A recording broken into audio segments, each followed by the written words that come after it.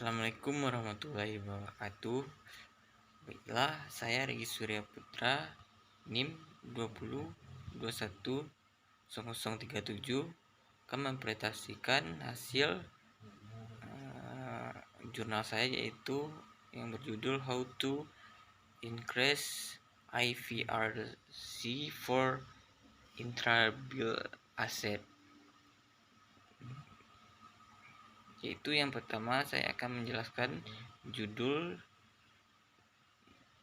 selanjutnya tujuan, yang kedua teori, yang ketiga studi kasus, yang keempat objek penelitian, yang kelima teknik analisis, dan yang keenam kesimpulan. Yang pertama yaitu tujuan. Tujuannya yaitu meningkatkan standar pelaporan keuangan.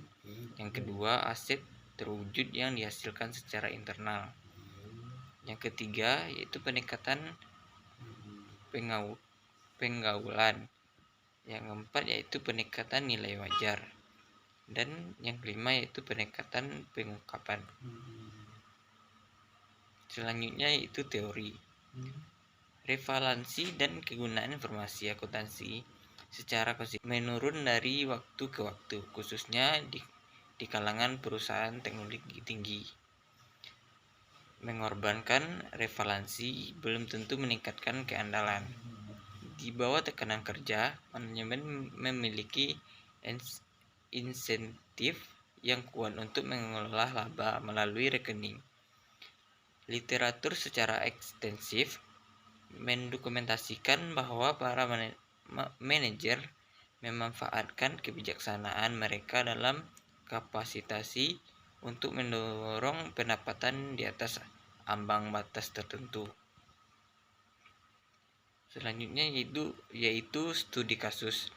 Sejak awal abad ini, Tiongkok telah mengalami transformasi yang signifikan dari ekonomi tradisional berbasis manufaktur bernilai tambah yang rendah menjadi ekonomi berbasis pengetahuan bernilai tambah tinggi. Reformasi sedang berlangsung di pasar modal Cina untuk mengakomodasi kebutuhan pembiayaan yang meningkatkan perusahaan rintisan berteknologi tinggi dan investor yang semakin toleran terhadap risiko yang diharapkan tingkat pengembalian abnormal yang tinggi. Selanjutnya itu objek penelitian. Yang pertama yaitu IFRS, aset tidak terwujud. Pada awalnya diukur sebesar biaya. Yang kedua memiliki modal biaya atau modal revaluasi. Yang kedua yaitu peningkatan nilai wajar. Dapat menyebabkan manajemen laba oportunistik. Selanjutnya membawa gelembung harga ke dalam laporan keuangan.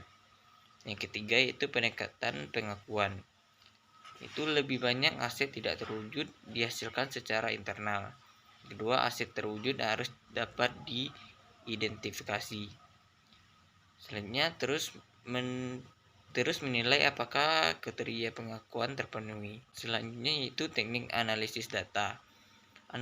Analisis ini berfokus pada perusahaan yang secara proporsional mengkapit analisasi biaya R dan D, bukan perusahaan yang membebankan semua investasi R dan D. Adapun pembenarannya memilih tahap uji klinis sebagai waktu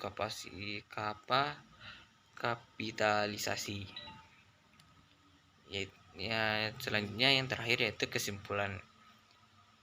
Pada standar pelaporan keuangan untuk aset tidak berwujud yang dihasilkan secara internal dengan pesat, perkembangan ekonomi berbasis pengetahuan menyebabkan sejumlah besar yang tidak dikendali di perusahaan berorientasi teknologi. Semua pemangku kepentingan IFRS dan informasi keuangan telah meningkatkan kesadaran akan masalah ini.